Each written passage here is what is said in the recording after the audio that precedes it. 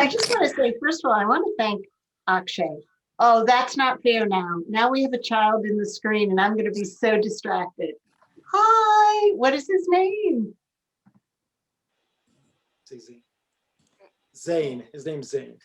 Zane. Hi, Zane.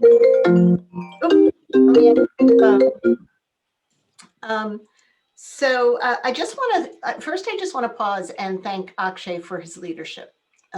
Leading a board, leading a governance team in an organization is no small feat. And the obligations and the pressure and the weight of this is probably similar to someone creating their own startup. You have a lot of responsibility, you have a lot of enthusiasm, you have a lot of faith, and at the same time, you keep looking over your shoulder to make sure that you have a good team that's pulling along with you. So thank you for doing this, Akshay. It's not easy, I know that. And also, I just want to share, I had a really sweet conversation with Adam today. And there is transition on the board. And praise God for that. That is good. That is good.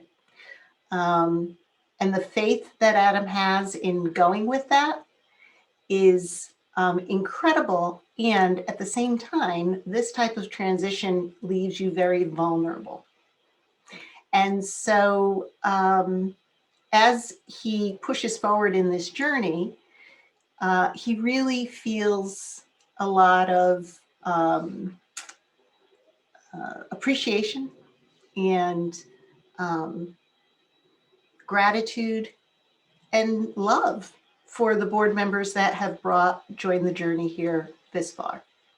And so that was part of our conversation today. And I just wanted to reflect on that because I think it's really important in these types of relationships, especially in this organization, because we're so intimately involved in people's lives, that we have that level of transparency about the struggles that we have. Some of the best board executive team relationships I've worked with have all been partnerships and friendships, and they have this mutual love and respect and encouragement for each other as we climb this mountain together. So I just wanted to start off with that. And then I have some questions. And you could just kind of raise your hand or push a button or whatever. How many people in this group have been on a nonprofit board before? Okay. And can you just, did you have a great experience, an experience, or a not so great experience? Good. We're going to poke a little bit as to why it was great in a few slides, okay? And I could probably talk about this for the next 3 hours, but I'm going to keep an eye on Adam, and he's going to give me the hook sign when I've been done. But essentially what I want to do today is I just want to lay the groundwork. Now, for those of you that have been on a board before, some of this may be pedantic. You may be like, oh, I know this. But I think we have to level set people's knowledge here. And if at any point, this is a conversation, it's not dog and pony. So feel free to take your mics off and, shout in when you want to. I won't be insulted by that. If you've had an experience or if you have something to add from your own framework or something that occurred in a position you were in with another board, please do so, because that's that rich environment that's going to help all of us grow in this kind of leadership and the new people that join us as well. So tonight we're going to talk about board governance. I'm going to scare you a little bit with some of your legal duties. Adam and I talked about that this afternoon. Then I'm going to tell you what the structure of a board should be like and what you should be focused on. But then we're going to go into the details of the individual board members' role and responsibility and what's expected as far as value to the organization. And then finally, we're going to talk about what's going to happen at the end of March. And all of this is leading up to that. So we'll be following up tomorrow with a survey that we would ask everybody to fill out. I'm not going to lie, it's probably going to take you about 15, 20 minutes. So it's kind of your first test of commitment as a board member, right? Well, you take 20 minutes to fill this out. But it really is going to be the data and the food that we're going to use for that March 27th retreat, in which we're going to be building strategy, not for the organization, but for the board. We need our own strategy here, okay? All right, let me see if this will work. Good. So there are a lot of corporations that have boards, big boards. I keep waiting for a bank to call me to be on their board because they get paid lots of money. They must not have my right number or something because I'm not getting that call. But there are a lot of different types of boards. In a nonprofit board, you don't get paid. Sorry. You could get paid in your, feeling good and the work that we're doing. And there is definite satisfaction in being on a board, but financially you don't get paid. That's a whole nother conversation we could have because I think we should, but that's okay. But there really are two focus of board members. One is you are there to ensure that the organization reaches its mission. Okay. And that simple focus right there probably changes a lot of people's perspective about their board role.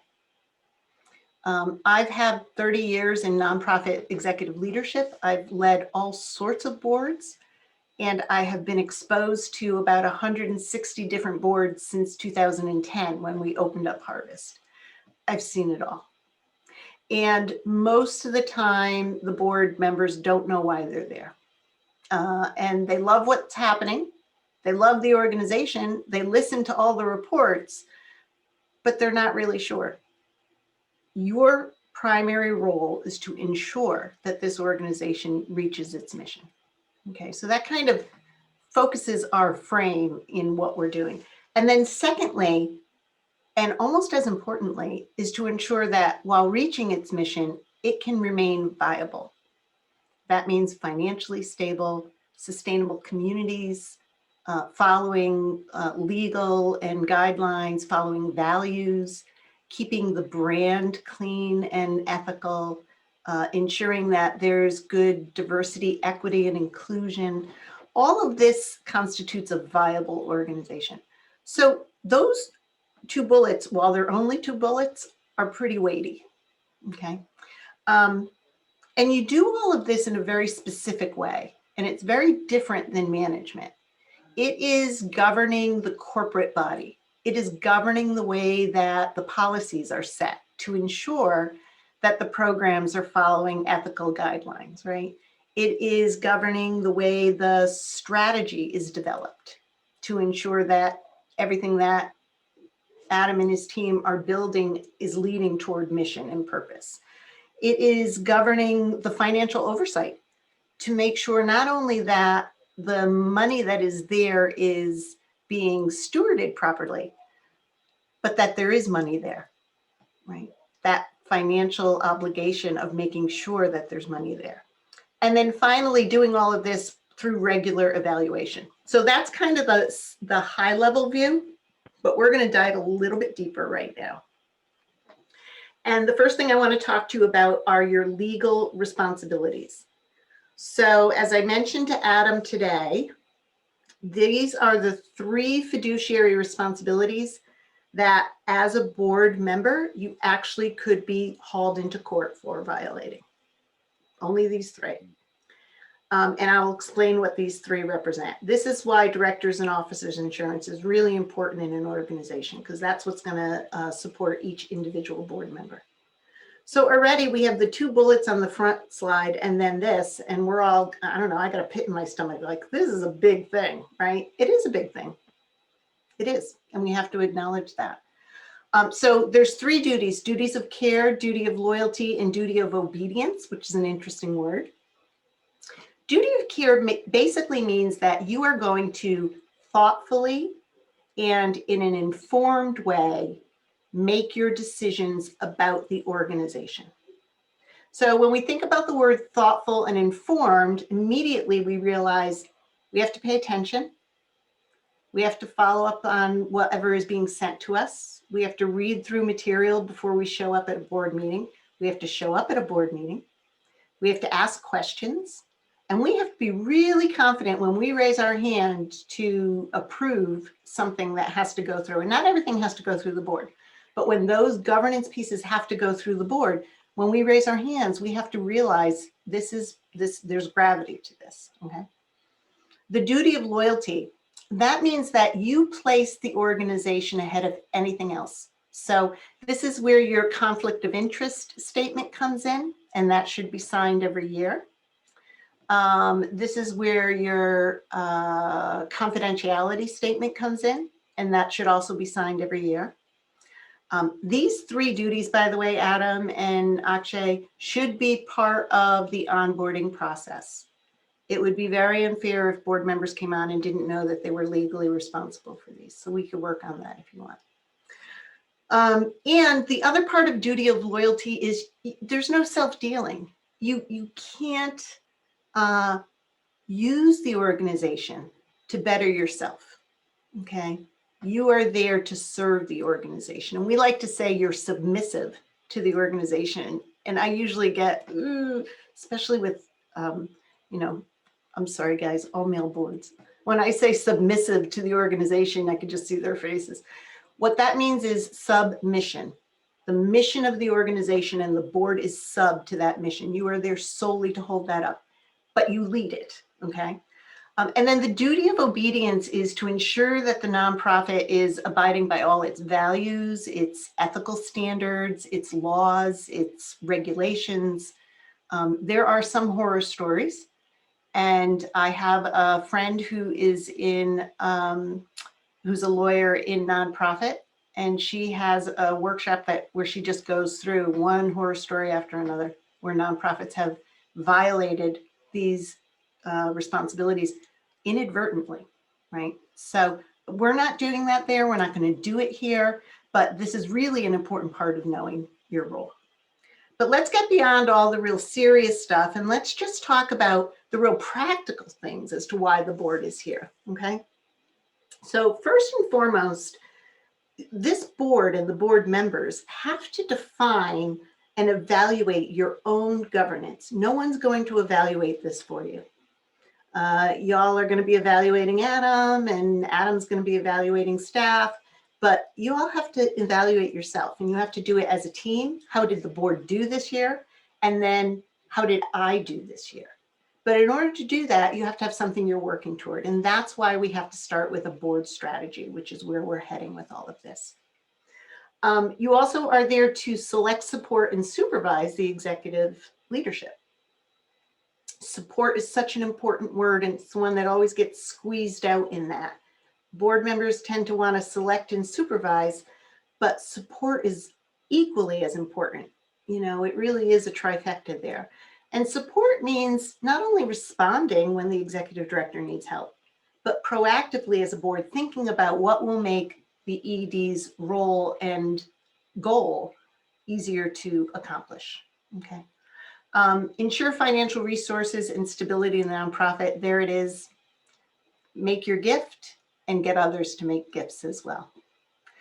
But no one's expecting you to go out and dial for dollars or hunt down donors. There has to be a strategy from the organization to engage the board in this. I know, I've been a board member. I've sat at board meetings where they've passed lists around and said, do you know anybody on this? And I knew like 10. I didn't know what was going to happen to them or with them. So I was like, yeah, I'm going to just sit here quietly and not say anything until I figure it out.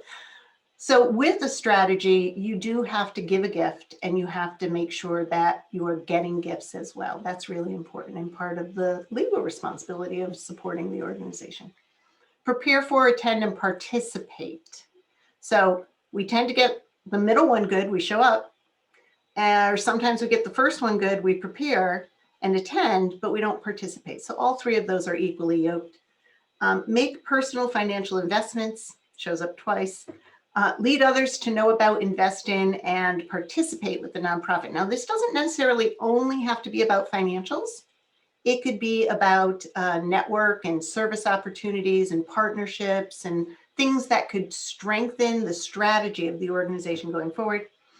And then finally, last but not least, lead the development of additional members. So it isn't just up to Akshay and Adam to find board members. And what will come from this strategy is a definition of board that each board member will be able to take away to have a valid conversation with someone that they feel fits the guidelines of what was defined within this strategic retreat, right? And then begin to have that conversation, bring them to Adam and Akshay and have that conversation. But it doesn't stop there. Someone said at the beginning, we're here to support each other, and that is so true. The boards that are successful are the ones that are cohesive and work together.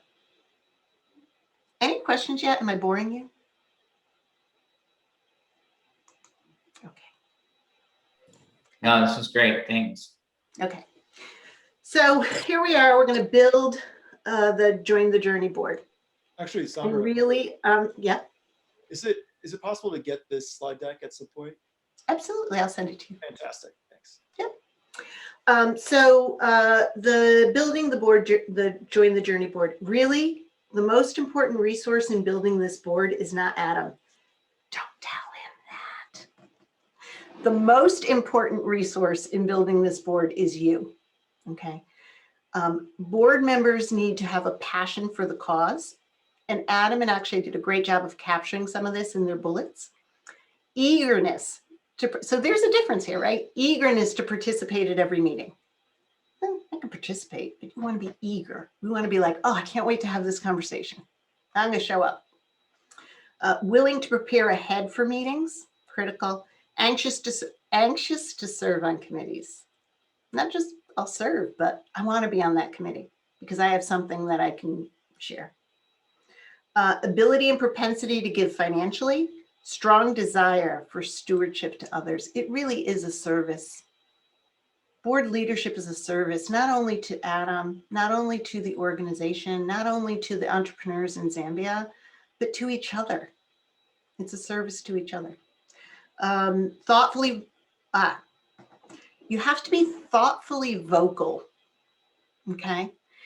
Coming to the board meeting, even if you prepare, even if you're eager to be there and you know everything and you want to participate, if you just sit there quietly, it is not of value to the organization. So thoughtfully vocal and team supportive.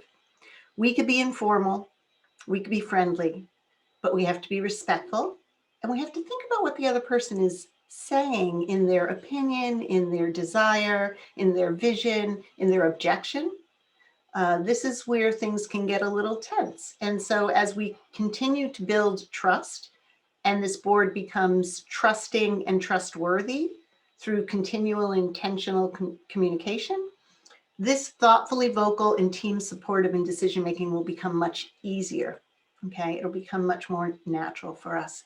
And then strive to learn as much as possible.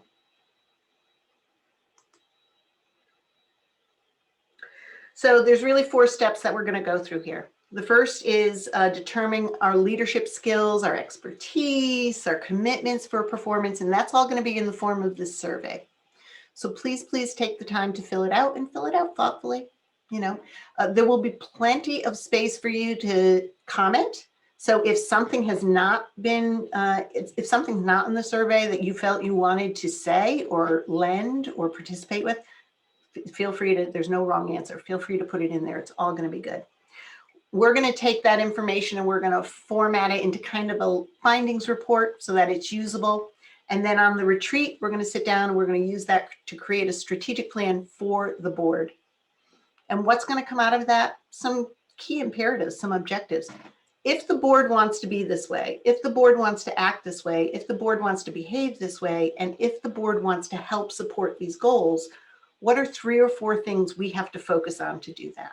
Okay, and those are the things that we're going to come out and work in committee on for the year. So while Adam and his team are connecting and talking with Tim and out in Zambia, the board is doing their own work too, and it's just as important. And then finally, create an evaluation so that next year, y'all can get together and say, here was our strategy, our objective, here's what our committee said we were going to do. Did we do it as a team? And here's what I wanted to do this year, and did I do that as a board? And through that authentic evaluation, this board will grow much more supportive and much more valuable to the organization. You know, when we do strategic planning and we do these surveys, we're really looking for these three things. And I know SWOT somewhere else means something else, but we like to see it as strengths, as ways. What ways do the board need support? What are the objectives? What are the objectives the board will pursue? And then T sometimes is trauma, but that's such a harsh word. So I changed it to F, but SWAF just didn't feel right. So how could we fail and how do we mitigate failure? So these are going to be our guiding acronyms as we work through the strategic planning. And then finally, the whole goal of this strategic planning is to have success of Join the Journey. The board is submissive to the mission, as I said, but you're always going to be leading. Always, you're always out front. To have effective and efficient board leadership, it has to be satisfying. Otherwise, you're going to have churn, board churn, and that's so disruptive. So we need to make sure that it's clear, it's organized, it's productive, and that there is actual achievement. Nobody wants to work for, you know, no production. And then finally, all of that will help in pursuing and others coming to pursue board leadership here. You're going to attract people that want to be a part of this kind of success machine, this machine that works so well together and is doing the great stuff with Join the Journey. So